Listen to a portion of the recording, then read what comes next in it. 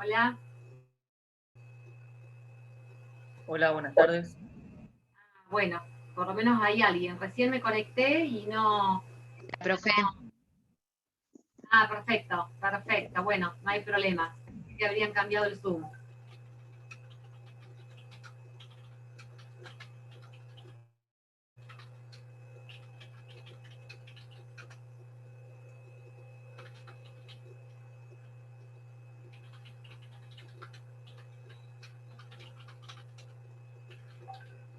Ahí esperamos un ratito.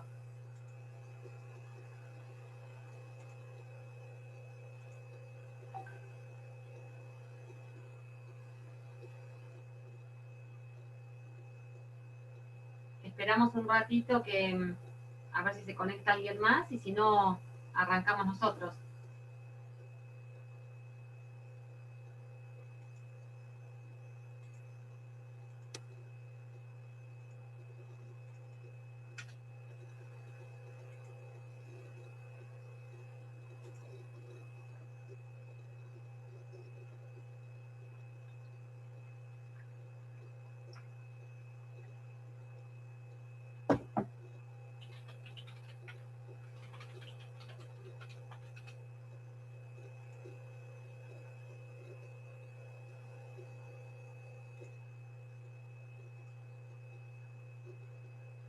Bueno, voy a ir compartiendo pantalla, a ver si puedo hacerlo. El anfitrión me tiene que... Ay, a ver, ¿dónde está Mariano? Necesito compartir pantalla.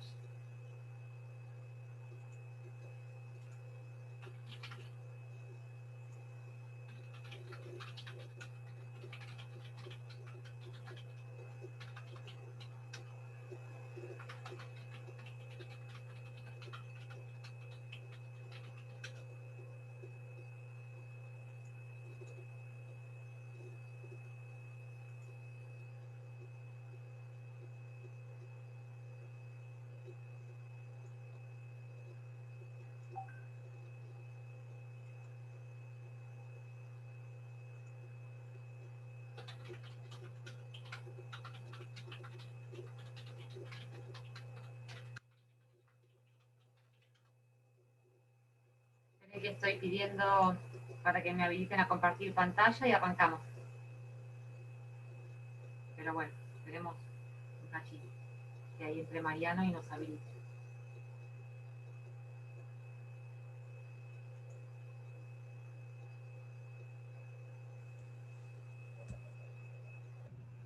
Ahí está.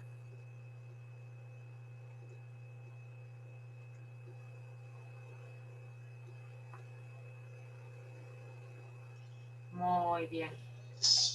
Gracias. ¿Me escuchan bien? Sí, perfecto. Ahora sí. Listo, Silvia, mil disculpas. Gracias, Mariano. No, por favor, por suerte estás ahí siempre. Bueno, Así que bueno. hasta luego. Hasta.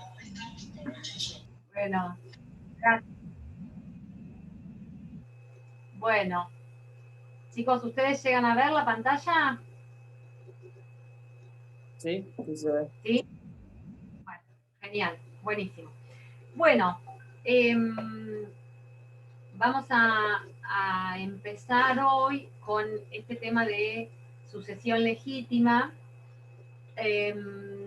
Tenemos dos temas para ver en relación a la sucesión de los parientes, que es la que llamamos sucesión legítima, que lo vamos a ver en el transcurso del día hoy y del día lunes.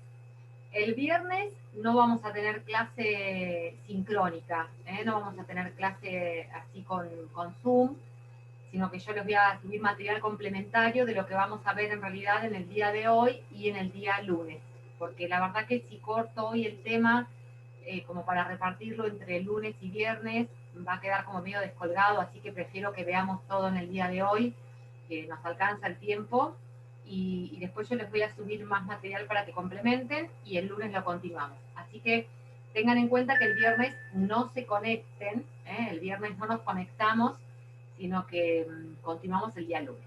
Bueno, lo primero que que me interesa, digamos, como graficar o comenzar a ver con ustedes es lo siguiente. Ustedes, alguito, digamos, un poquitito, han comenzado a ver de lo que es el derecho de las sucesiones.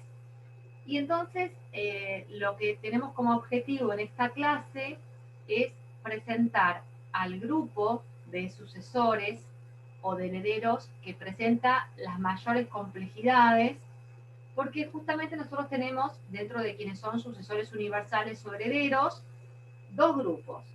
Aquellos herederos que vienen establecidos en función de lo que dice la ley, o sea, es la ley la que me dice que determinadas personas van a heredar a quien ha fallecido. A quien ha fallecido lo vamos a llamar el causante, porque es justamente quien causa o quien provoca esta sucesión, ¿no? con su muerte. Entonces, vamos a tener personas que van a heredar a este causante solamente por el hecho de ser familiares, ¿sí? Parientes mayormente, aunque tenemos también al cónyuge por ahí, que el cónyuge no es pariente, ¿bien? Pero en principio se trata de la sucesión derivada o fundada del parentesco. Lo cierto es que en la sucesión que llamamos legítima, su nombre es tal porque viene establecida en función de la ley. La ley me dice quiénes son las personas que van a heredar al causante. Y luego tenemos una segunda fuente en materia sucesoria, una segunda razón por la cual es posible que las personas hereden a un causante, o sea, que tengan vocación sucesoria, que es la que llamamos la sucesión testamentaria. La sucesión testamentaria, como su nombre lo dice, tiene su origen en un testamento, de modo que acá es exclusivamente la voluntad del causante la que determina quiénes son las personas que van a heredar. ¿Qué puede hacer el causante en ese testamento? O sea, ¿a quiénes puede designar herederos en ese testamento? En realidad, a quien quiera. Puede ser que el causante no haga más que ratificar a quienes son sus herederos legítimos, o sea, a estas personas que tenían ya la vocación hereditaria porque la decía la ley, con lo cual, digamos, ni quita ni pone, ¿no? Como se dice, porque en realidad ya la ley sola lo establecería esto, aunque el causante no diga nada en su testamento. Pero bueno, puede ser que el causante quiera reforzar eso o quiera de alguna manera dejar en claro o no está bien informado legalmente y no sabe quiénes lo heredan y lo hagan. Pero en principio, el testamento se utiliza para cuando yo quiero designar a otras personas que no son estas personas que me marca la ley, o para cuando no tengo dentro de mi familia, de mis vínculos, ninguna de las personas que me determina la ley. Después vamos a ver qué virtualidad eso tiene, porque vamos a ver que en realidad estos grupos de beneficiarios, estos grupos de herederos que tenemos puestos aquí, que se llaman órdenes sucesorios, en principio, en su mayor parte, no pueden ser dejados de lado por un testamento, salvo los herederos colaterales. Los tres primeros órdenes no pueden ser dejados de lado por un testamento. Entonces, por eso tenemos una distinción que ustedes pueden ver acá, que es entre los herederos legítimos, estos que tienen que ver con la disposición de la ley, tenemos a los descendientes, a los ascendientes del causante, al cónyuge y a los parientes colaterales hasta el cuarto grado. Yo acá en este aspecto les hago una recomendación siempre. Si ustedes no fijaron bien adecuadamente los conceptos y los cómputos del parentesco cuando estudiaron familia, péguenle una repasada porque es necesario tener fresco y tener comprendido cómo calculo, cómo computo y cómo cuento los grados en el parentesco para poder después sacar la cuenta de qué personas son o no herederos en un caso concreto. En este caso sería... Ay, perdón. Sí, dale. ¿Sería un sobrino nieto? ¿Qué cosa? ¿El colateral? Sí. El del colateral. Bueno, a ver, vamos a hacer la cuenta, vamos a contar el parentesco, de paso como una forma de repasarlo, y vamos a ver cómo es tu ejemplo. Tu ejemplo es que tenemos, yo soy el causante, por ejemplo, ¿no? Entonces, queremos saber si mi sobrino nieto está dentro de mi cuarto grado colateral, ¿verdad? Esto es lo que nos propone Ayelen. Entonces, ¿qué vamos a hacer? Vamos a hacer el cómputo del parentesco. Para yo llegar a mi sobrino nieto, o sea, que sería el hijo de quien es mi sobrino, tengo que empezar a subir. Primero subo hacia mi padre. Ahí estoy en el primer grado. Después, ¿a dónde más tengo que ir? Después tengo A que mi ir hermano. al padre de mi padre o a la madre, ¿no? Digamos, al padre de mi padre, al ascendiente de mi padre, porque de esa manera yo puedo llegar al hermano de mi padre, que es mi tío. Entonces, fui 1 hasta mi padre. Fui 2 grados, hasta el padre de mi padre. Ahí tengo 2. Y ahora empiezo a bajar. Ahora empiezo a bajar hacia el hermano de mi padre, que sería mi tío, ¿verdad? Entonces ahora tengo 3 en mi tío, ¿sí? Y ahora bajo de mi tío, ¿y quién tengo ahí? ¿Quién tengo como hijo de mi tío? A mí. Al primo. A quien constituye mi primo, ¿bien? Ahí tengo el primer ejemplo del colateral hasta el 4º grado. Mi primo es un pariente colateral hasta el 4º grado. Eso es porque yo fui a una rama ascendiente, ¿bien? Ascendente y llegué a mi primo. Vamos a ir a otro ejemplo, a ver si llegamos al ejemplo que nos propone Ayelen.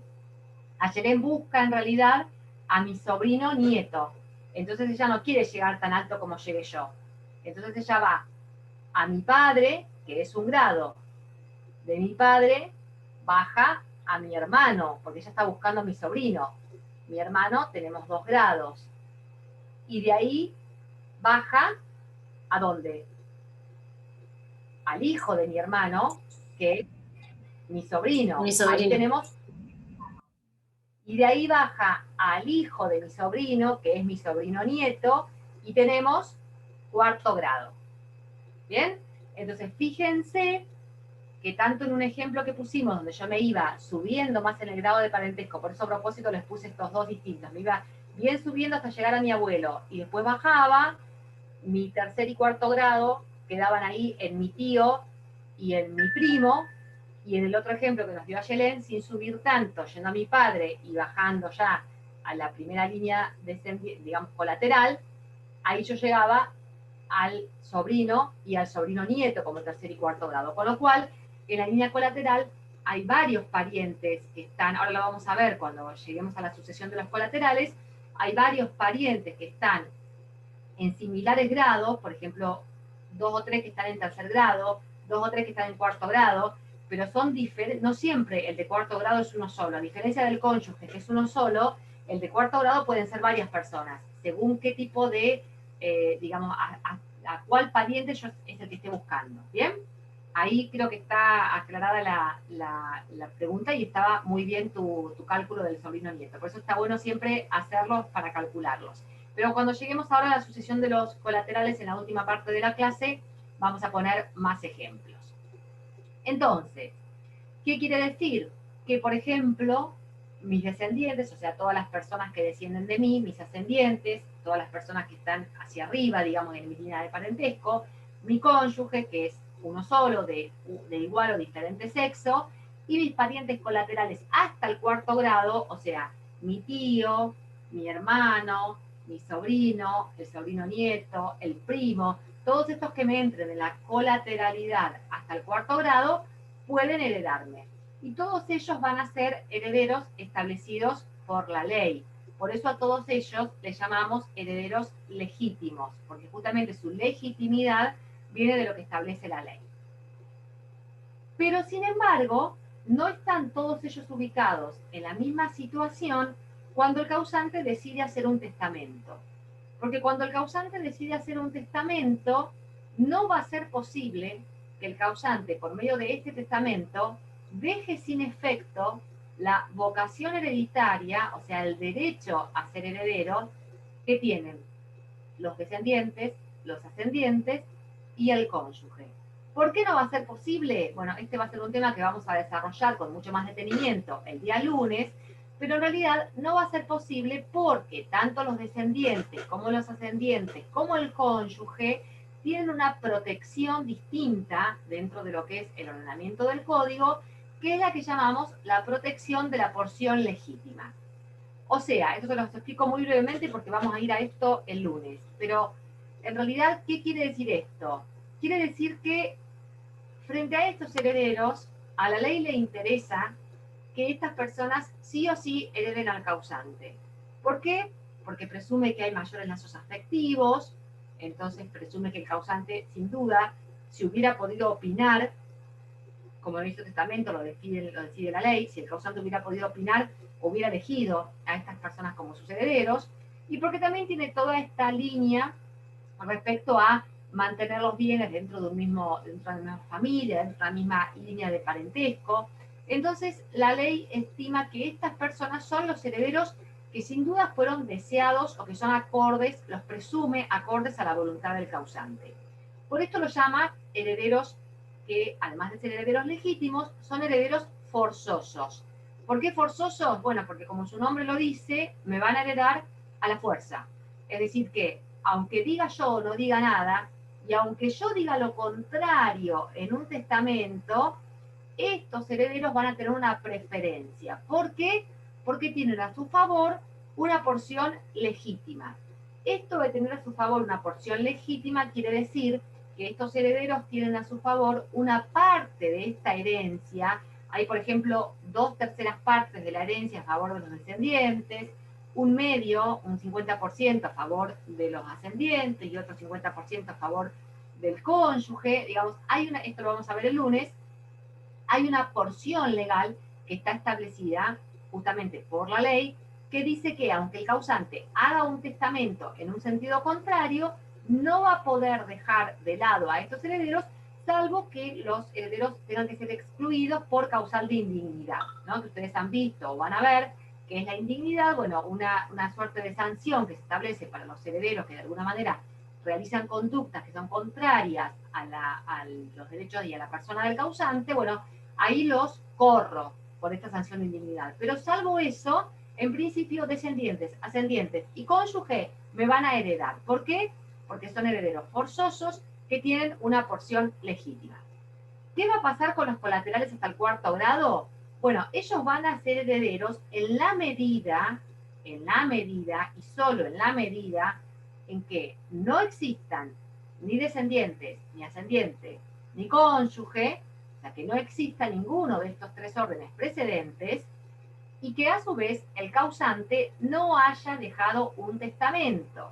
Porque si en el testamento el causante dijo, nombro como mi única y universal heredera a Ayelén, entonces este testamento, que es la voluntad del causante, ya te hicimos heredera acá, este testamento, que es la voluntad del causante, va a ser el que va a prevalecer. ¿Y por qué dice el colateral? Y bueno, justamente le dice la ley porque vos no tenés una porción legítima a tu favor. Puede ser justo el sistema, puede ser injusto, nos puede gustar más, nos puede gustar menos, porque fíjense ustedes qué pasa por efecto de esto.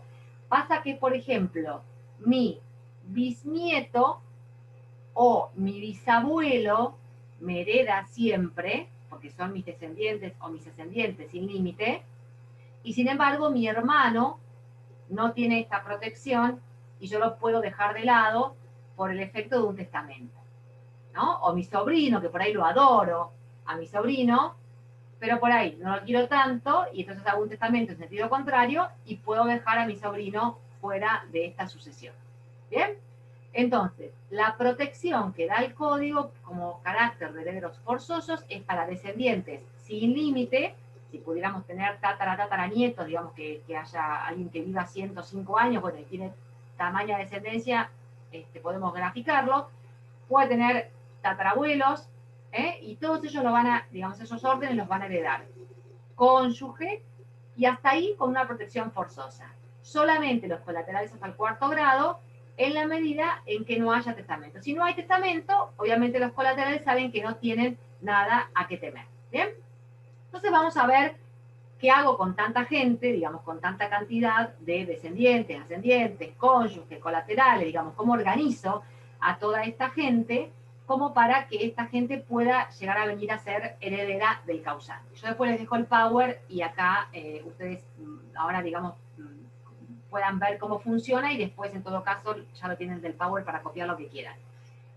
¿Cuáles son los principios que rigen a esta sucesión intestada? Intestada o sucesión legítima. Intestada quiere decir que no está testada, o sea que no es testamentaria. ¿Bien?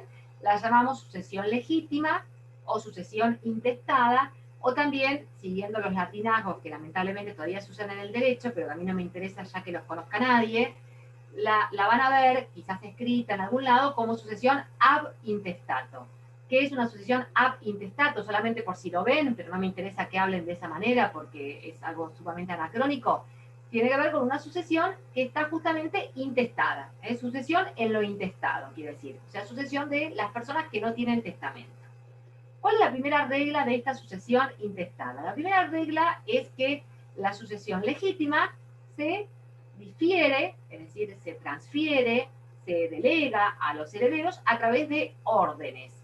¿Esto qué quiere decir? Que cada uno de estos bloques de parientes o de allegados, como es el cónyuge, acuérdense que el cónyuge no es pariente, cada uno de estos bloques, los descendientes, los ascendientes, el cónyuge, los colaterales, cada uno va a formar un cuadrado, digamos, un bloque con todas las personas que lo integran, que lo llamamos un orden sucesorio. Entonces, decir orden sucesorio es decir un grupo determinado de personas que van a tener un derecho o una vocación hereditaria. ¿Cuáles son estos órdenes? Los vimos, los descendientes, los ascendientes, el cónyuge, los colaterales, y si no hubiera tampoco colaterales y por supuesto no tenemos testamento, hereda el fisco, o sea, el Estado que viene a llevarse los bienes que llamamos los bienes vacantes. ¿Bien? Ahora, ¿qué hago con todos estos órdenes? Yo los tengo todos juntos, descendientes, ascendientes, cónyuges, colaterales. Vamos a olvidarnos del testamento porque estamos hablando ya de una sucesión testamentaria, si tenemos un testamento acá. Entonces nos quedamos solamente con los derivados del parentesco. Bueno, todos estos órdenes yo no los puedo llamar de manera conjunta a la sucesión. Cuando uno dice llamar a la sucesión, quiere decir que van a venir a ser herederos en esta sucesión. Eso es lo que llamamos justamente el llamamiento hereditario, ¿no? Se produce el llamamiento hereditario al momento de la muerte del causante. Con la muerte del causante se genera la apertura de la sucesión y las personas saben que pueden ser, o que son a partir de ese momento, herederas del causante. Bueno, no voy a traer a todos en conjunto, sino que algunos órdenes, a su vez, descendientes, ascendientes, cónyuges, colaterales, algunos órdenes van a tener preferencia en relación a los otros. Por lo pronto ya vimos que hay uno que es este, que es el de los colaterales, que ya me puede quedar excluido porque no tiene esta porción legítima, no tiene esta. Entonces ya me queda muy en claro que tengo tres órdenes que son preferentes o preferidos, que son los que tienen esta porción legítima, y que son los descendientes, los ascendientes y el cónyuge. Solo y únicamente, solo si no tengo ni un descendiente, ni un ascendiente, ni el cónyuge o la cónyuge, ahí pueden llegar a querer arañar algo, digamos, los herederos colaterales. Pero para que los herederos colaterales tengan un mínimo de esperanza de tener algo que ver con mi sucesión, yo no tengo que tener ni descendientes, ni ascendientes, ni cónyuge, ¿bien?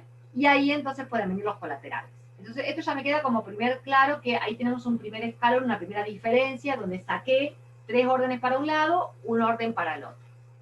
Pero a su vez tengo una decisión de preferencias dentro de estos herederos legitimarios, dentro de estos de descendientes, ascendientes, cónyuge. Tengo una preferencia también dentro de esos órdenes. ¿Cuál es esa preferencia? La preferencia está a favor de los descendientes. ¿Bien? ¿Qué me dice la preferencia a favor de los descendientes y a favor del cónyuge? Que si en una sucesión yo tengo descendientes, algún descendiente, la existencia de un único descendiente, o muchos, pero con uno solito me alcanza, va a bastar para excluir al orden de los ascendientes. ¿Bien? Entonces, yo me voy a fijar de esta sucesión. Primero a los colaterales ya los saqué a todos, porque dije, tengo algo del orden de lo legitimario acá, de lo forzoso. Entonces, fuera los colaterales. me fijo todo lo forzoso que tengo. ¿Tengo descendientes? Bueno, si tengo descendientes, los ascendientes fuera. ¿Bien? Tengo cónyuge. El cónyuge es de estos tres órdenes el único que concurre con cualquiera de los otros dos. O sea, tengo descendientes, heredan los descendientes, me sacan a los ascendientes. Tengo cónyuge, viene el cónyuge y se suma. Descendientes más cónyuge. No tengo descendientes, perfecto, no tengo descendientes. Vienen entonces los ascendientes. Tengo cónyuge, viene el cónyuge se suma. Entonces, ¿qué nos quiere decir esto? Y yo se los grafico acá. Puedo tener descendientes más cónyuge, concurren ambos órdenes. Puedo tener ascendientes más cónyuge, concurren ambos órdenes. Lo que nunca puedo tener es esto que se da acá, en esta última, de color rojo, descendientes más cónyuge. Eso lo tachamos. Eso nunca puede existir. ¿Bien? Entonces, los órdenes que concurren... Más ascendiente. ¿Cómo? No, descendiente más ascendiente no está permitido. No, descendiente más ascendiente no está permitido bajo ningún aspecto. Nunca, ¿eh? Por eso ahí lo tachamos. La existencia de un único descendiente, tengo un bisnieto, fíjense, un bisnieto excluye a mi padre. Fíjense ustedes que es una lógica que puede, por eso no apliquen estrictamente la lógica afectiva, porque esa no funcionaría, digamos, porque uno pensaría que tal vez es más interesante reconocer el derecho hereditario al padre, al progenitor o a la madre, y sin embargo la existencia de un descendiente hace que todo ese orden de los ascendientes quede excluido. Siempre estamos hablando de órdenes, o sea, de grupos.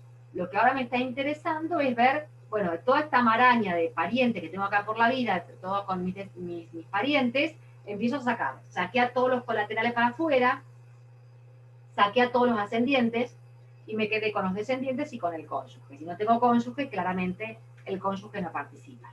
¿Bien? Hasta ahí va bien entonces. Ustedes vayan preguntando cualquier cosa. Una vez que yo tengo clarificado cuáles son los órdenes que van a venir a jugar en esta sucesión, cuáles son los que van a venir a participar, que dijimos, por ejemplo, siguiendo la regla general, son descendientes y cónyuge, ¿bien? Entonces tengo como línea general descendientes y cónyuges, imaginemos, en esta sucesión. Aplico el segundo principio de la sucesión legítima, que me dice que la sucesión se refiere por grados. ¿Qué quiere decir esto? Que dentro de cada uno de estos órdenes, yo voy a empezar a contar los grados de parentesco, que es lo que hicimos recién en los ejemplos. Acuérdense, yo era el causante, me iba a mi padre primer grado, me iba a mi abuelo segundo grado, o me voy a mi hijo primer grado, me voy a mi nieto segundo grado, me voy a bisnieto tercer grado. ¿Bien? Acuérdense cómo contábamos los grados en el parentesco. Por eso les insisto, el que dejó medio colguete ahí, parentesco, medio flojo, vaya y pegue una repasada, porque si no, no va a poder contar la vocación sucesoria acá. Entonces, la idea es que aquel grado o pariente que está ubicado en el orden más cercano va a excluir también al que está en el grado más lejano. Ejemplo, si yo tengo hijos, con que tenga un hijo solo, este hijo ya me excluye a los nietos. Yo no puedo tener un hijo y 4 nietos y decir que porque todos son descendientes, todos ellos heredan en esta sucesión. Hay una excepción para esto que la vamos a dejar entre paréntesis nada más ahora porque la vamos a ver en un cachitito, que es el derecho de representación, donde se pueden dar determinados casos donde yo en una sucesión encuentre hijos y nietos concurriendo. Pero ahora pongan stop a eso, ahora lo vamos a ver en un ratito. El principio, con una excepción, que es el derecho de representación, es que siempre el grado más cercano excluye al grado más lejano. Yo tengo padre, tengo uno solo, un progenitor, ese progenitor ya me excluye a los abuelos, porque además en la línea ascendiente no hay derecho de representación. O sea que en el caso de los ascendientes es regla absoluta sin ningún tipo de excepción. ¿Bien? Entonces, siempre que yo voy contando, ahora yo suponete no tengo hijos, bueno, si no tengo hijos, voy a buscar a los nietos, que están en el grado más abajo, ¿eh? Y dentro del mismo grado yo puedo tener un heredero o puedo tener 6, o puedo tener 14, qué sé yo. Si tuvo 18 hijos, le heredarán los 18 hijos, digamos. La idea es que todos los que estén ubicados en ese mismo grado van a tener la posibilidad de tener esta vocación sucesoria y van a excluir a los que se encuentren en un grado inferior. ¿Bien? Entonces, esto es lo que me marca esto del grado de parentesco. Los herederos que son de un grado mucho más cercano excluyen a los que están en grado más lejano. El tercer principio en materia de sucesión intestada o sucesión legítima es esto de que la sucesión se divide por cabeza. ¿Eh? ¿Qué quiere decir que se divide por cabeza? Que yo voy a partir la herencia en tantas partes como herederos haya.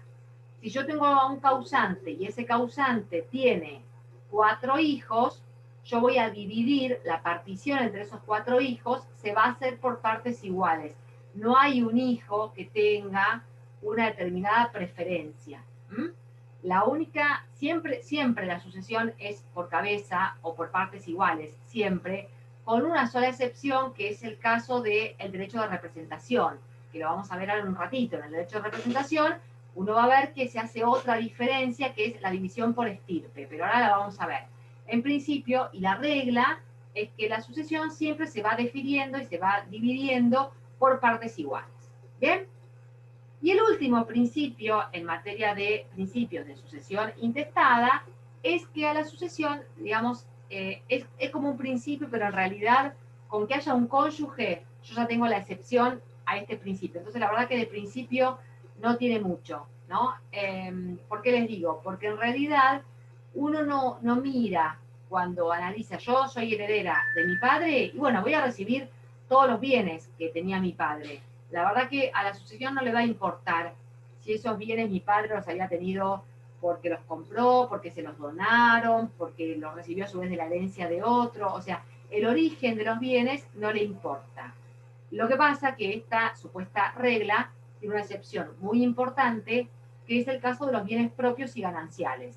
En realidad, sí va a ser importante mirar si los bienes del causante son bienes propios o son bienes gananciales, porque vamos a ver que es diferente la participación del cónyuge en uno y en otro caso, y es diferente la participación de los órdenes sucesorios en uno y otro caso. Pero sobre esto no vamos a entrar ahora, pero ya simplemente tengan ustedes en cuenta que cuando se produce la muerte del causante, ¿qué genera la muerte del causante? Además de que el tipo ya se murió, digamos. Si está casado, ¿qué genera en relación a ese matrimonio? La extinción del régimen de comunidad, Exacto. si lo hubiera. Exacto, la extinción del régimen de comunidad. Y acuérdense que cuando, además de que ya soy viudo y recuperé la protección social, digamos, eso iba a decir, que se disolvió el matrimonio, exacto, que se disolvió el matrimonio, pero además lo que quería que dijeran es justamente lo que has dicho, la extinción del régimen, vamos a lo patrimonial aquí, la extinción del régimen de comunidad de ganancias. Acuérdense que el régimen de comunidad de ganancias era esto que llamábamos un derecho en expectativa, o sea que en realidad mi cónyuge es titular de una cantidad de bienes y al momento de la extinción de este régimen de comunidad de ganancias, yo voy a hacer realidad mi derecho en expectativa de venir a retirar el 50% de los bienes que integran esa comunidad de ganancias. Entonces, yo tenía una vida durante el matrimonio, me quedo viuda, se extingue el régimen de comunidad de ganancias y al extinguirse el régimen de comunidad de ganancias, se forma esta bola, digamos, este globo, esta masa de bienes gananciales y yo voy a ir a retirar mi 50% de la comunidad de ganancias. Entonces, fíjense que ya acá tenemos un dato en el cual es importante saber cuáles bienes eran propios y cuáles bienes eran gananciales, porque voy a tener un cónyuge golpeándome la puerta que dice, hola, ¿qué tal? Yo vengo a retirar mi 50%, de modo que me va a interesar saber si los bienes que dejó el muerto eran propios o eran gananciales. ¿Bien? Por eso les digo que esto en realidad, que sería una supuesta regla, más que una regla, es una excepción, porque en realidad ahí me va a interesar calificar el origen de los bienes. ¿Bien? Una pregunta, profe. Bien. En ese caso se hace primero la liquidación y la partición de la comunidad de ganancias y después se hace la sucesión, el proceso de sucesión. No, tramita todo en conjunto en el mismo proceso, digamos, donde se califican los bienes. Ya se sabe que la cónyuge tiene el derecho a retirar, o el cónyuge a retirar ese 50% de los gananciales, y a la sucesión solamente va a ingresar los bienes propios y el 50% que sería de la ganancialidad del muerto, que sobre ese 50% después vamos a ver, ahora no vamos a entrar en la divisoria porque va a ser un lío, pero después vamos a ver cómo se... Pero esto es, digamos, automático, la disolución, la extinción del régimen, y a partir de ahí la herencia sobre los bienes propios y el 50% de gananciales, y el retiro por parte del cónyuge supérstite del 50% de sus gananciales, que van a pasar a ser de su titularidad. ¿Bien? Y el segundo supuesto de excepción que nos interesa en este contexto es el caso de la adopción, cuando la adopción es simple. Acuérdense cuando ustedes estudiaron entre las diferencias entre la adopción simple y la adopción plena, una de las diferencias que habían entre la adopción simple y la plena era en que la adopción plena, como yo paso a formar parte de la familia del adoptante, obviamente voy a tener la, digamos, vocación hereditaria a cualquiera de los parientes del adoptante, porque de cualquiera de ellos yo soy heredera, porque soy como si fuera un pariente. Pero cuando la adopción era de carácter simple, acuérdense que había una diferencia con relación a los bienes que se recibían de la familia de origen y a los bienes que se recibían de la familia de adopción. De modo que el adoptante, perdón, no tenía derecho a recibir los bienes que habían sido recibidos a título gratuito desde la familia de origen, y a su vez la familia de origen no tenía derecho a recibir los bienes que hubiera recibido a título gratuito el adoptado de la familia por adopción, de la familia adoptiva. Con lo cual acá tenemos un segundo supuesto, pero que bueno, es el menos usual, porque tampoco en los supuestos de adopción es que los adoptados son, digamos, que tienen un caudal económico importante, mayormente esto no ocurre, con lo cual la mayor excepción se da en el caso de la existencia de la comunidad de ganancias con la concurrencia entre bienes propios y bienes gananciales. Muy bien. Vamos a ver entonces cómo se da la sucesión en cada uno de estos órdenes. Acuérdense que entonces repasamos hasta acá, dijimos, tengo órdenes sucesorios, los órdenes son descendientes, ascendientes, cónyuge y colaterales.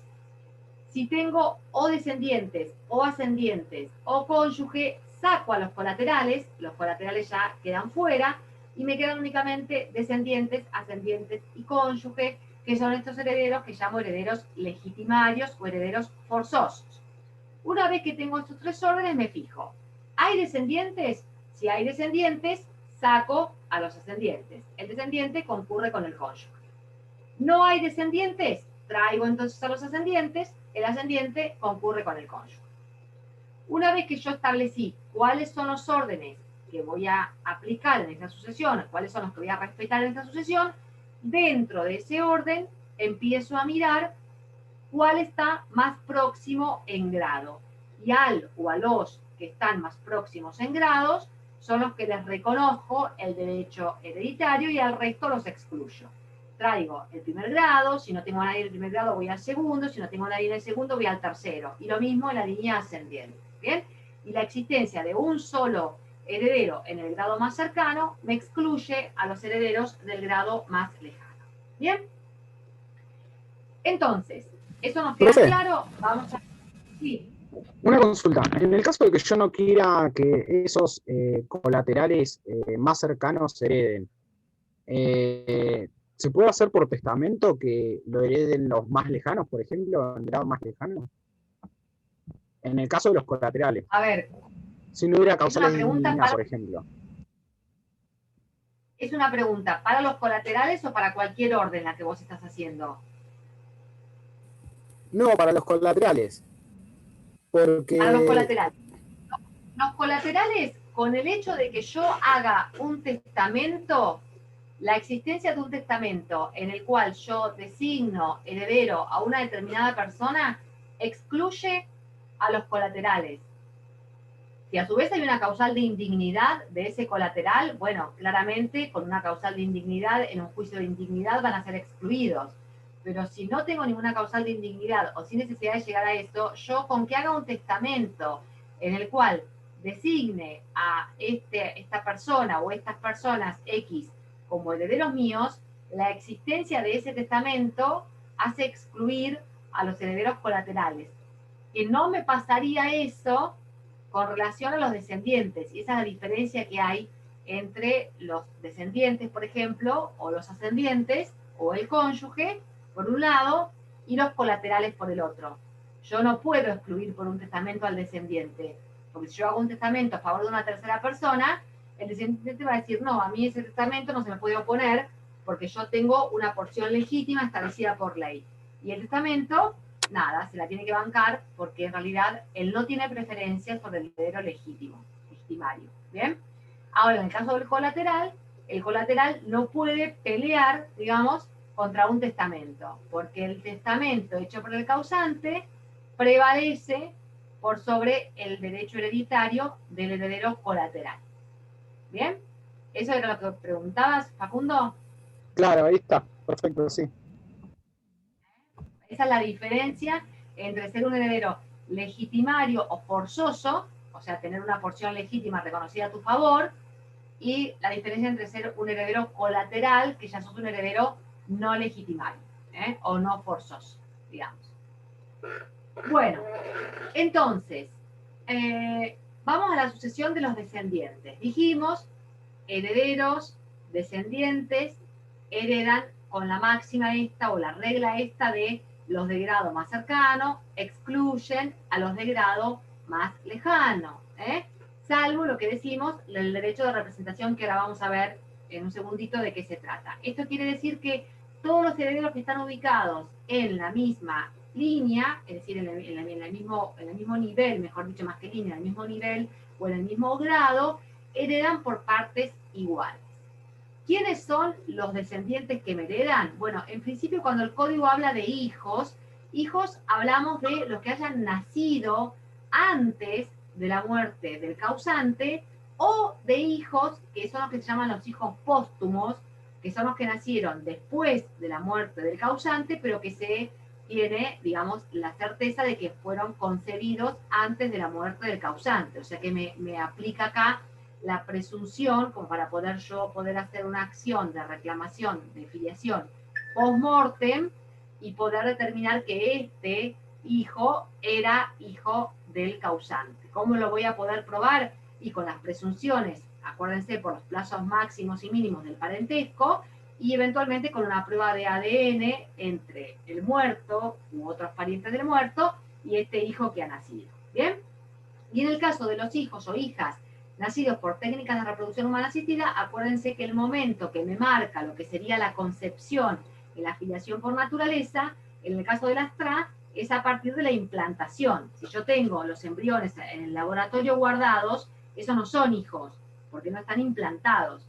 Así que si esos embriones quedaron en el laboratorio, yo no puedo venir a la sucesión del causante y decir, che, pero nosotros teníamos 4 hijos y traigo los 4 tubitos de ensayo con los 4 embriones. No, porque estos no están implantados, Tienen que ser implantación que se haya producido antes de la muerte del causante, porque ahí es cuando realmente hay embarazo, digamos, cuando hay gestación.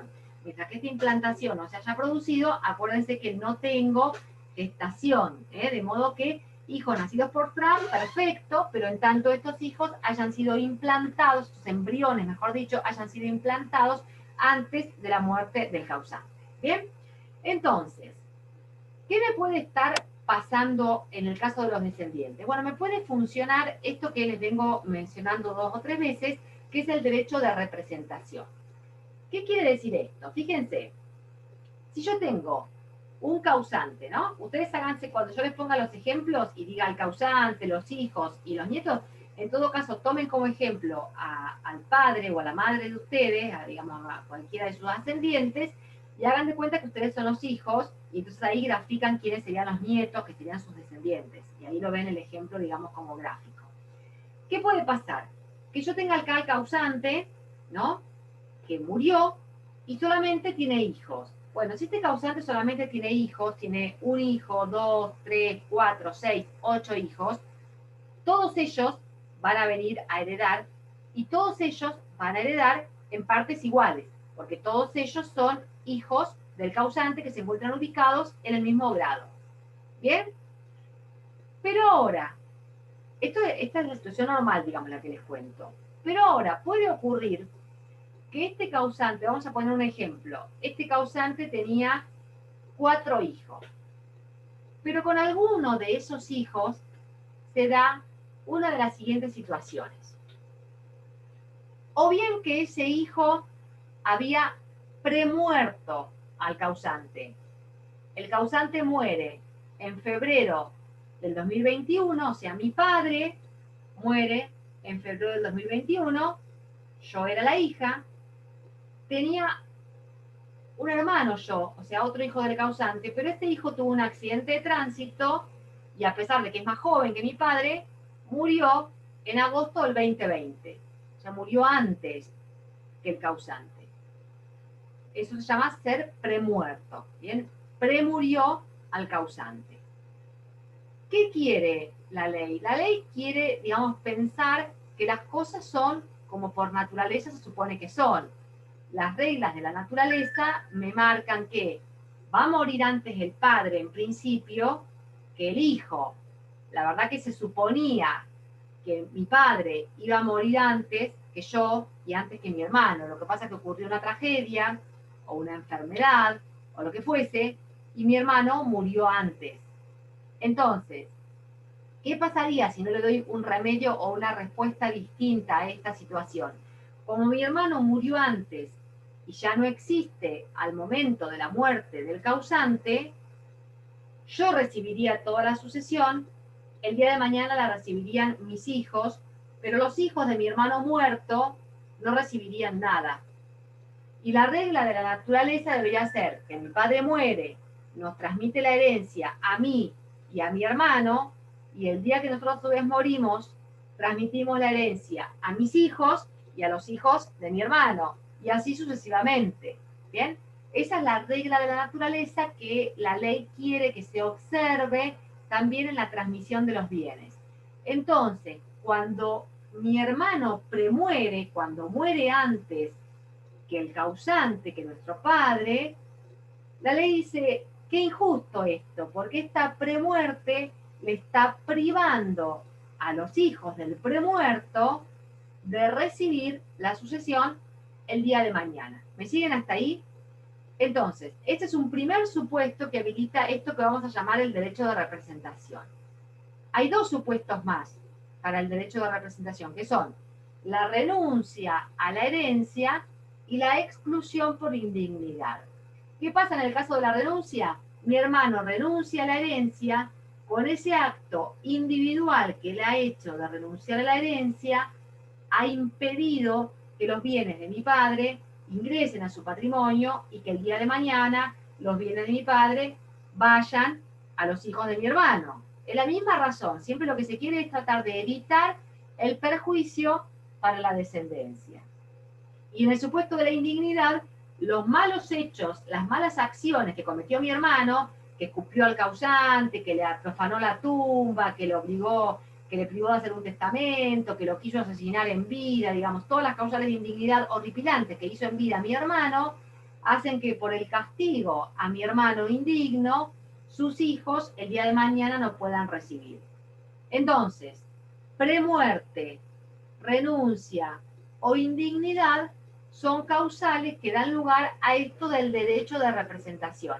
¿Y qué hace el derecho de representación? Fíjense, que si el derecho de representación no existiera, como yo aplico la respuesta de los de grado más cercano excluyen al de grado más lejano, y yo tengo a mi hermano premuerto, renunciante o indigno, toda la herencia viene para mí. Esa sería la regla si yo no tuviera la respuesta, mejor dicho, si yo no tuviera representación.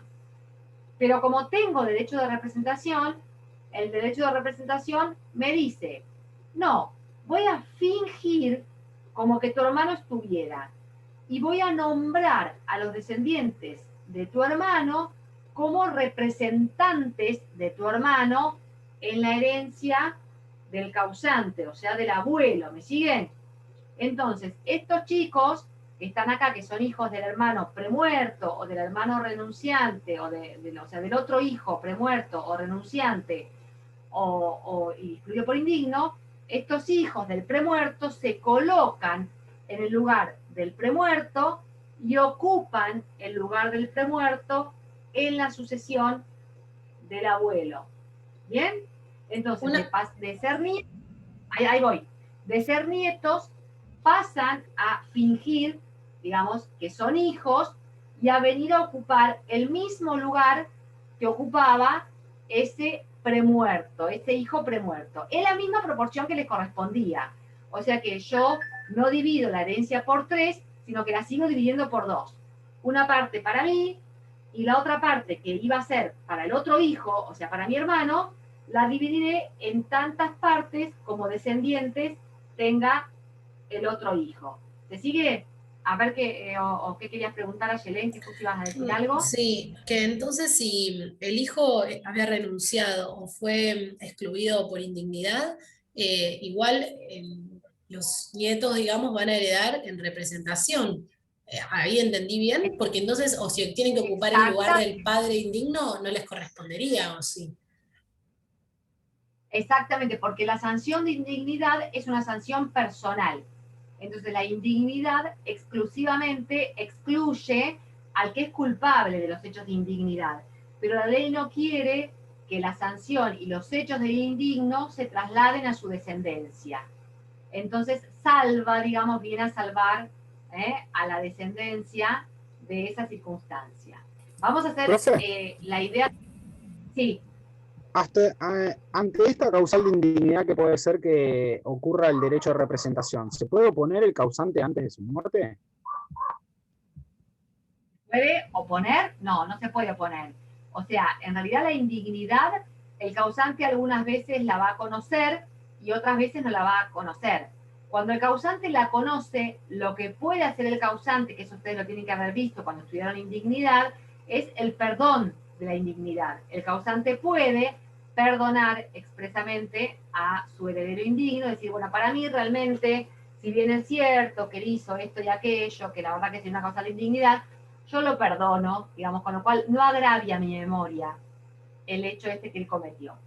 Ante el perdón del causante, la sanción de indignidad no opera, pero hay causales de indignidad, como por ejemplo haber agraviado la memoria del causante, que se producen después. De modo que en ese caso el causante no puede perdonar, no puede decir, yo perdono anticipadamente si el día de mañana mi hijo llega a ir y escupir en mi tumba, digamos. O sea, esto es algo que va a ocurrir después, o llega a profanar mi memoria. Es algo que va a ocurrir después, digamos. Y que los restantes herederos lo van a plantear dentro del proceso de indignidad, porque acuérdense que la exclusión de indignidad y el juicio de indignidad se lleva adelante una vez que el causante ya está muerto. Ahora, el causante me perdonó esta indignidad, por ejemplo, en el marco de un testamento, en el marco de, digamos, este perdón de indignidad, y esto el heredero que quieren excluir como indigno puede presentarlo dentro de la sucesión y decir, no, pero acá el causante en esta disposición testamentaria había perdonado mi indignidad. ¿Bien? Lo que no puede ocurrir es que el causante diga, si alguno de mis hijos llega a ser excluido por indigno, no voy a querer que la herencia la reciban por representación los nietos. Digamos, eso no lo puede decidir. Una vez que opera el derecho de representación, opera. Es decir, por premuerte. Claro, por a eso me renuncia, refería. por indignidad, una vez que opera, ¿no? Digamos, no podría decir, no, si es que llega a ser que va a ser excluido por indigno mi hijo X, entonces que los nietos no vengan en su lugar. No, porque digamos ahí opera el derecho de representación. ¿Bien? Entonces, tomemos un ejemplo. Vamos a poner el ejemplo de que yo soy el causante. Y yo tengo mis dos, vamos a poner que mis dos hijas, vamos a poner a las mujeres, a Yelén y Camila son mis dos hijas. Entonces, y ustedes, Julián y Facundo, son los hijos de Camila. ¿Ven? Entonces, si Camila está vivita y coleando, digamos, y no pasó nada, y al momento de mi muerte están Ayelén y están Camila vivas, y Camila no renuncia, ni se declara indigna, ni nada por el estilo, y son dos hijas ejemplares, ustedes, Julián y Facundo, se van a quedar mirándome, mirando la sucesión, porque van a heredar a Yelén y Camila. Y ustedes no tienen nada que hacer acá porque las de grado más cercano excluyen a los de grado más lejano.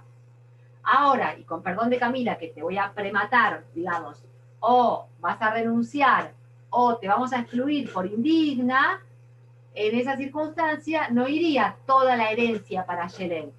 Porque como Camila tiene descendientes, que son Julián y Facundo, entonces Facundo y Julián se van a ubicar en el lugar en que estaría Camila, que ya está muerta, la pobre, o que renuncia, o que la hemos excluida por indigna, y entonces el 50% de la sucesión se lo va a llevar a Yelén, y el otro 50% se va a dividir entre Julián y Facundo. Si en vez de ser nosotros solos acá éramos 14, en el Sumis los 14 son los hijos de Camila, que es muy prolífica y tuvo 14 hijos, entonces toda la parte de Camila, toda la parte hereditaria que le correspondía a Camila, o sea, ese 50% que le correspondía a Camila, se va a dividir entre 14, ¿ven? Y esto es lo que llamamos una sucesión por estirpe. O sea, si estuvieran a Yelén y Camila respecto de ellas por cabeza, una cabeza es la de Yelén, la otra cabeza es la de Camila, pero Camila, como no está y genera derecho de representación, Julián, Facundo y todos los hijitos ahí que estaban compañeritos, hermanitos de Facundo y Julián, los otros 14 que tenemos sumados acá, todos ellos heredarían la estirpe de Camila, o sea, por este parentesco que de ellos les deriva de Camila. Entonces, no se divide la herencia en 14, 15, 8 o 29 partes. Se sigue dividiendo en 2. Y a su vez, dentro de la parte de Camila, todos los que son los descendientes y los hijos de Camila, todos esos hijos de Camila van a venir a heredar en una parte igual. ¿Bien? Pero esto a Yelén no la perjudica, porque si no a Yelén, como Camila tuvo 14 hijos, su porción, que era un 50%, pasa a ser un 15%, con lo cual sería altamente perjudicada. ¿Bien? Entonces, esto quiere decir la representación y la división por estirpe en el derecho de representación. ¿Bien? ¿Hasta ahí se sigue? Entonces, en la línea descendiente, siempre los parientes o los herederos de grado más cercano van a excluir a los de grado más lejano. O sea que siempre heredan primero los hijos, salvo el derecho de representación. Puede pasar que en el ejemplo que yo les puse, Camila premurió y a Yelén renuncia a la herencia.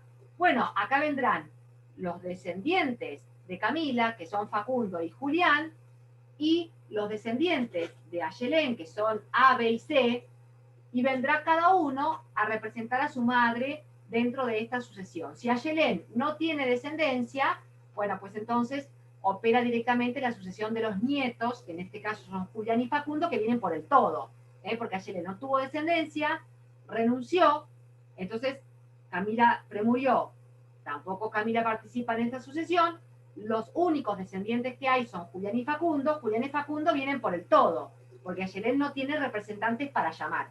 ¿Se entiende? Por eso es que se dice que la sucesión de los nietos siempre es por representación, digamos, no tiene parientes para llamar. ¿Bien? ¿Estamos? Bueno. Vamos al caso de los ascendientes. El caso de los ascendientes es más fácil porque en el caso de los ascendientes siempre hay división de los ascendientes por cabeza, porque no hay derecho de representación. No existe el derecho de representación en el caso de los ascendientes. O sea que si yo tengo a mi padre, pero no tengo a mi madre, porque mi madre ya había premuerto, no van a venir mis abuelos en derecho de representación, digamos, a ubicarse en el lugar de mi madre premuerta, sino que toda la sucesión se focalizará en mi padre. ¿Bien? O sea que en realidad me hereda el que está en este primer grado que está acá. Aunque yo tenga uno solo en el primer grado, que es por ejemplo mi padre, ese padre me hereda directamente. Y no tengo la posibilidad de que los padres de mi madre, por ejemplo, me hereden por derecho de representación. ¿Bien? Entonces, fíjense, yo ahí les puse en el ejemplo, existe el progenitor A y el progenitor B, heredan ambos por cabeza. Existe solamente el progenitor A y los abuelos, digamos, de la otra línea, pues entonces esos abuelos no tienen nada que hacer acá porque acá yo no tengo derecho de representación. El más cercano, que es mi padre, excluye a los más lejanos. ¿Ven? Entonces los ascendientes no solamente vienen únicamente en el caso de que no haya descendientes, sino que a su vez los ascendientes no heredan nunca por derecho de representación. Siempre el más cercano excluye al que está ubicado en el grado más lejano. ¿Bien? Muy bien. Los colaterales. Los colaterales de por sí se caracterizan por ser el orden más difícil, dentro de... acá no, les puse, ahí sí, les puse un gráfico con el cual les vamos a ver. ¿Por qué? Porque en los colaterales tengo varias líneas colaterales y a su vez tengo derecho de representación. Cuando yo tengo herederos colaterales, tengo que mirar de dónde nacen esos herederos colaterales. Porque esos herederos colaterales me pueden nacer de diferentes líneas. Y yo voy a tener diferentes líneas colaterales que les voy a marcar en un gráfico que yo tengo, que les hice acá. Y después volvemos a las explicaciones de las filminas anteriores. Fíjense, este que ustedes ven, como no tengo pizarrón, se los puse ya en el gráfico para poder facilitar, darles el ejemplo en la clase y que después a ustedes les quede. Fíjense que yo acá les marqué, bueno, C que está ahí con rojo es el causante, ¿no? El muerto.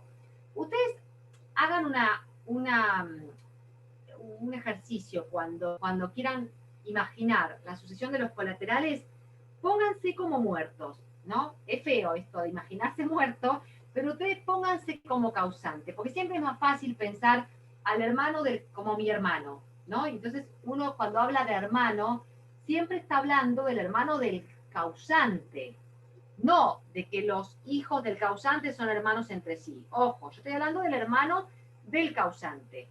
¿Bien? Entonces, el causante soy yo. Si el causante soy yo y yo quiero saber qué herederos colaterales tengo, yo voy a pensar, bueno, qué sé yo, mi hermano es un heredero colateral, porque es hermano mío y yo soy el causante. ¿Cómo hago para saber en qué grado colateral está mi hermano? Bueno, me voy al tronco común, que es mi padre, ese tronco común. Tengo un grado, bajo hasta mi hermano, segundo grado. ¿En qué grado está mi sobrino? Y bueno, mi sobrino, me voy al tronco común, que es mi padre, primer grado, hermano segundo grado, sobrino tercer grado, entonces es un colateral que hereda. ¿En qué grado está mi sobrino nieto? Que es lo que me había preguntado ayer en hoy. Me voy al tronco común primer grado, hermano segundo grado, sobrino tercer grado, sobrino nieto cuarto grado. Acá corté la vocación hereditaria. No hay vocación hereditaria más allá de este sobrino nieto, porque no hay vocación o sucesión legítima más allá del cuarto grado colateral, acuérdense. ¿Bien? Entonces, ahí me fue fácil y yo me pude dar cuenta que a través de una línea, que es la línea que sale del tronco común padre, yo pude sacar una primera línea colateral, que la llamo primera línea colateral porque es la que está al ladito nomás, al ladito mío. Al ladito mío yo tengo esta primera línea colateral. Esta primera línea colateral es una de las líneas colaterales. Pero fíjense que yo puedo tener más líneas colaterales. Porque, por ejemplo, yo también tengo tíos y también tengo primos. ¿Y cómo surgen mi tío y mi primo? ¿Quién es mi tío? Mi tío es el hermano de mi padre. ¿Cómo hago para llegar a mi tío? Que fíjense que ya lo tengo en color rojo. Me voy al tronco común con mi tío. Entonces voy, mi padre, primer grado. ¿Llego a mi tío? Todavía no. Tengo que subir más para buscar el tronco común. Voy a mi abuelo, segundo grado. De mi abuelo, ya sí puedo bajar a la línea de mi tío. Bajo, mi tío se encuentra en tercer grado. Sigo uno más, bajo, mi primo se encuentra en cuarto grado. Acá se cortaría el derecho sucesorio, ¿bien? Porque hasta el cuarto grado colateral. Entonces, fíjense que yo puedo tener más de una línea de la cual salgan parientes en esta sucesión colateral.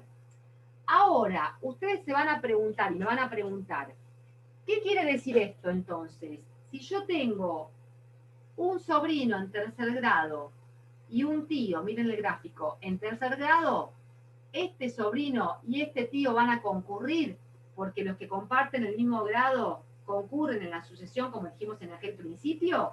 No, porque en la línea, en lo que es la sucesión colateral, en lo que es el orden colateral, yo me voy a fijar, ok, ¿qué grado es?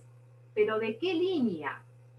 De modo que si yo tengo un tercer grado de la primera línea colateral o de la primera línea preferente, o sea, tengo al sobrino, ese tercer grado del sobrino me va a excluir a la segunda línea o a la tercera línea o a la cuarta línea colateral que yo podría ir agrandando si empezara a irme a troncos más comunes más altos. Si yo me fuera al tronco común del bisabuelo, también saco y arranco otra línea colateral más alejada, ¿no? Que normalmente todos estos parientes están todos muertos, digamos, para cuando yo me morí. Pero si queremos poner un ejemplo de laboratorio, digamos, lo podemos poner y hay muchas más líneas colaterales. ¿Bien? Entonces, ojo con esto, porque el de grado más cercano excluye hasta al grado más lejano, ok, todo bien. Pero si yo tengo sobrino-nieto, que es de la primera línea colateral, esa primera línea colateral me excluye al tío. Entonces, el sobrino-nieto, que es cuarto de la primera línea colateral, me excluye a este tío, que es de la segunda línea colateral, porque tengo colaterales preferentes y colaterales de segundo grado. Estos colaterales preferentes, que son los hermanos y los descendientes del hermano, y los colaterales ordinarios, que son los demás, colaterales, tíos, tíos abuelos, etc. La línea esta, la línea azul, que es la que tengo como primera línea colateral, me desplaza a la segunda línea, a la línea que tengo ahí en color rojo, que es la segunda línea colateral.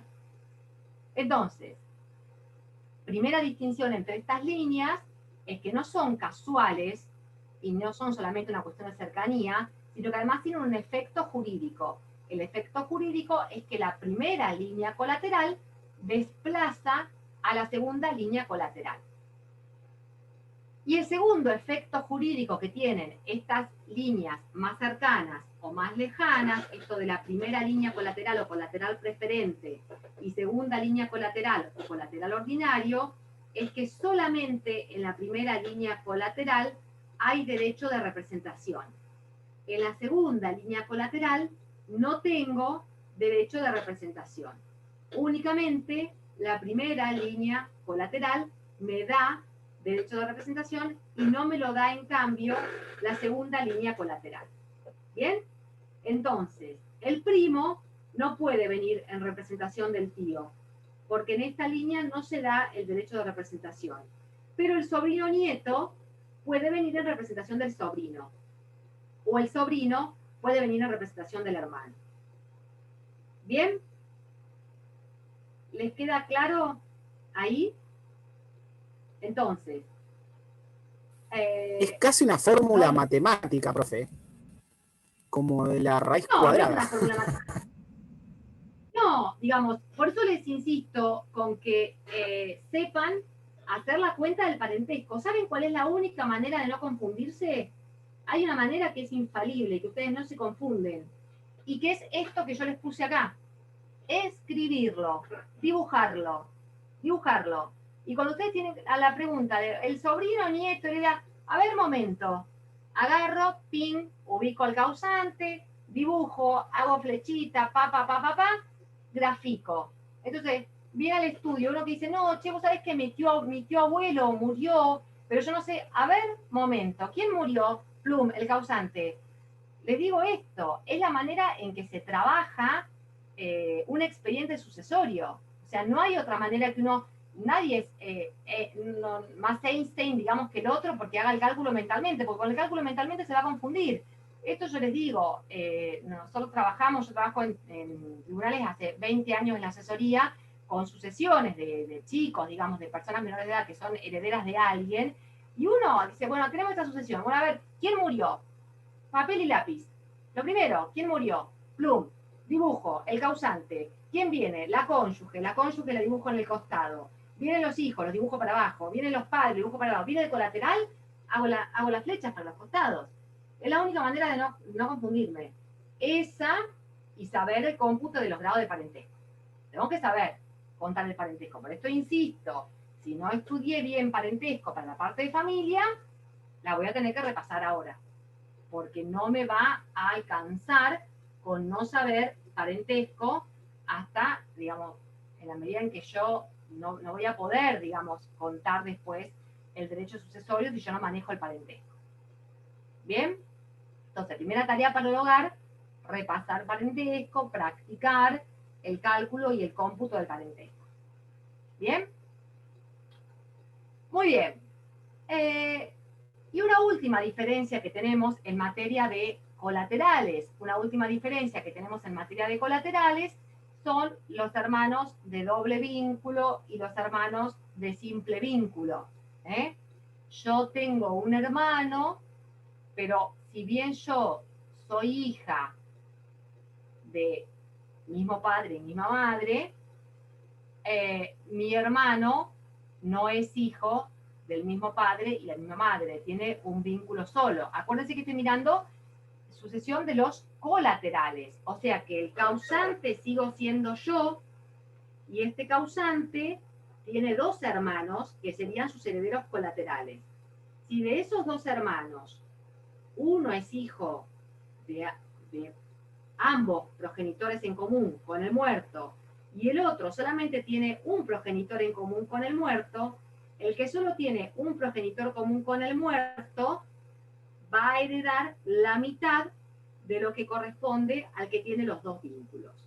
Es una solución que mantuvo el código en la reforma y que la verdad que se discutió, porque la verdad que si yo soy hermano del causante, el hecho de que esa hermandad venga o por doble vínculo o por simple vínculo, cuando en realidad lo que se defiende, digamos, es el derecho a la fraternidad y el derecho a la hermandad, independientemente del vínculo simple o del vínculo doble, bueno, no tendría que haber una diferenciación en ese sentido. Pero lo cierto es que el código la aceptó, digamos, la perpetuó porque ya estaba en el código derogado y se mantuvo. Entonces tengan en cuenta que es una regla que funciona para el derecho sucesorio entre los colaterales y exclusivamente en relación al vínculo que tiene con el causante y a la diferencia en el vínculo con el causante de esos colaterales. Bueno, ¿qué más tenemos en materia de órdenes sucesorios? A ver cómo vamos de hora. Bueno, sí, llegamos a ver sucesión del cónyuge, que es cortito.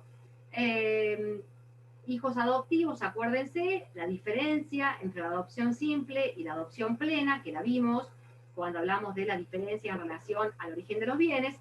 Acuérdense que el hijo por adopción, siempre en relación a sus padres adoptivos, el hijo por adopción siempre va a heredar a sus padres adoptivos porque la adopción, sea simple o sea plena, siempre coloca a este hijo en carácter de hijo del adoptante. Entonces siempre el hijo adoptivo va a heredar al adoptante. La diferencia está en relación a las familias, porque acuérdense que la adopción plena ubica al hijo adoptivo en el carácter de hijo, sobrino, nieto, primo, etcétera, con relación a la familia del adoptante, y la adopción simple no, porque la adopción simple no extingue los vínculos con la familia de origen y no los crea con la familia del adoptante. De modo que en realidad en la adopción plena es como si fuera una filiación natural, digamos, como si tuviera el mismo efecto que una filiación biológica o una filiación por técnicas y no adoptiva, y en el caso de la filiación adoptiva por vínculo simple, en este caso acuérdense que no voy a generar vínculo de parentesco con la familia por adopción. ¿Bien? Bueno, vamos a la sucesión del cónyuge y con esto terminamos.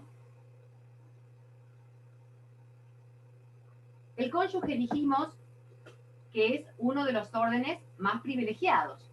¿Por qué? Porque junto con los descendientes excluyen a los ascendientes, pero concurren con el cónyuge, Y cuando los ascendientes heredan, que lo hacen porque no hay descendientes, concurren también con el cónyuge.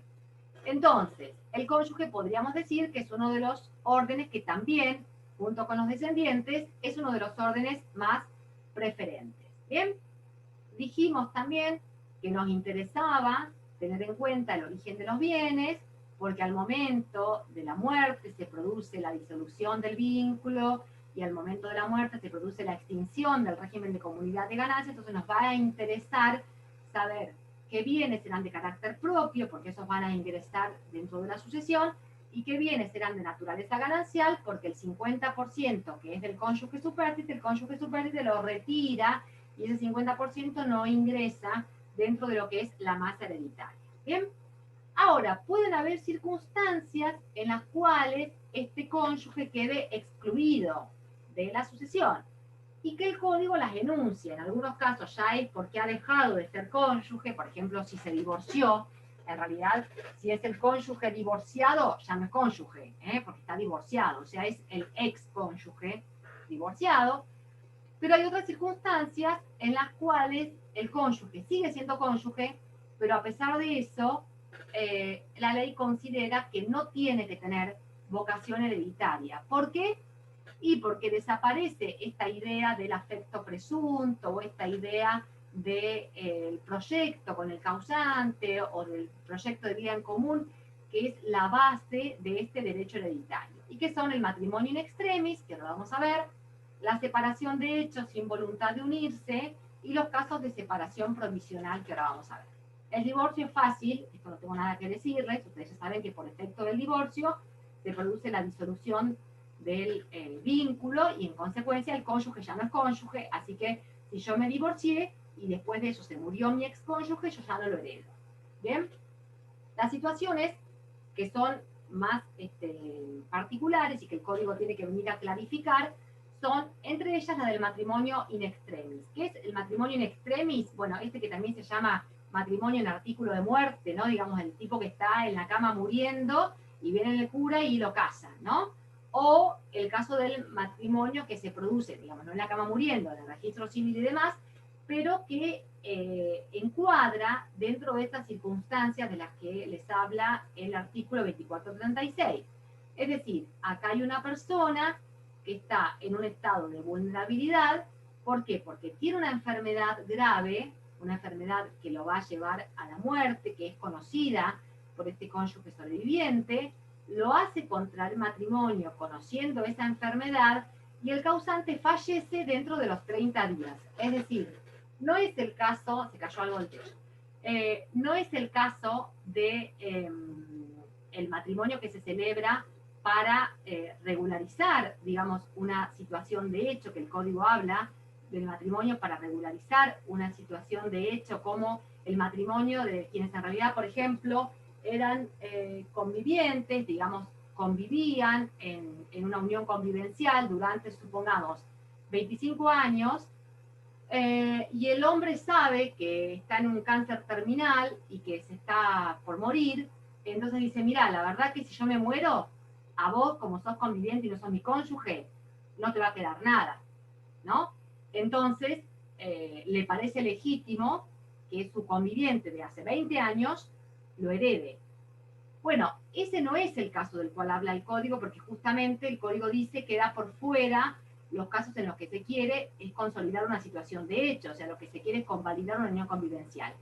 De lo que castiga el matrimonio in extremis y de lo que excluye el matrimonio in extremis es el matrimonio celebrado para captar la herencia, el del viejito que se está por morir, que se sabe que se va a morir y que tiene bienes, entonces una persona que sabe que se va a morir, capta su herencia, lo lleva a casarse, y esta captación de la herencia por este medio que es inmoral o que es de alguna manera cuestionable, es el que aparece excluido a través de la exclusión del matrimonio en extremo. ¿Bien?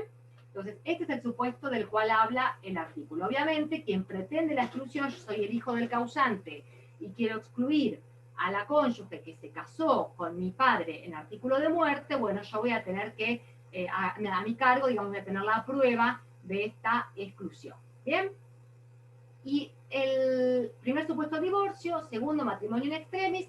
El tercero es la separación de hecho. Bueno, la separación de hecho es una situación que viene a resolver el código nuevo, el Código Civil y Comercial, porque en el viejo código se discutía respecto de la separación de hecho, si era una causal o no de exclusión hereditaria, y entonces quién tenía que probar la separación de hecho, y si había que probar que la separación de hecho había sido por culpa de uno de los cónyuges, y cuál de los cónyuges era el culpable de la separación de hecho.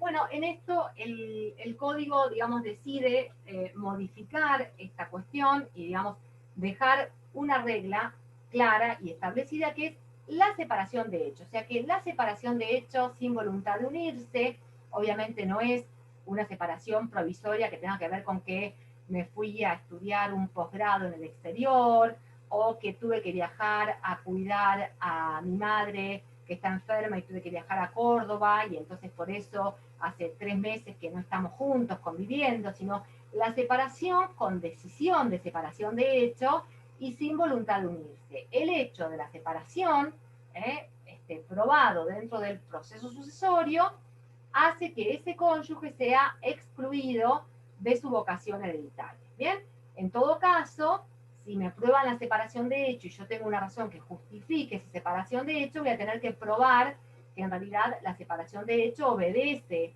a otra razón, obedece a otra circunstancia y que no hay acá una voluntad de ya no unirse o una voluntad de estar separados. Bien, entonces, en ese sentido el código, digamos, soluciona de una manera mucho más clara y más sencilla este debate que había con la separación de hecho en la regulación anterior, porque justamente lo que apunta es a que ya no exista este afecto presunto o este proyecto de vida en común que existe durante el matrimonio y que entonces ya no justifica que uno de los cónyuges se herede al otro. ¿Bien?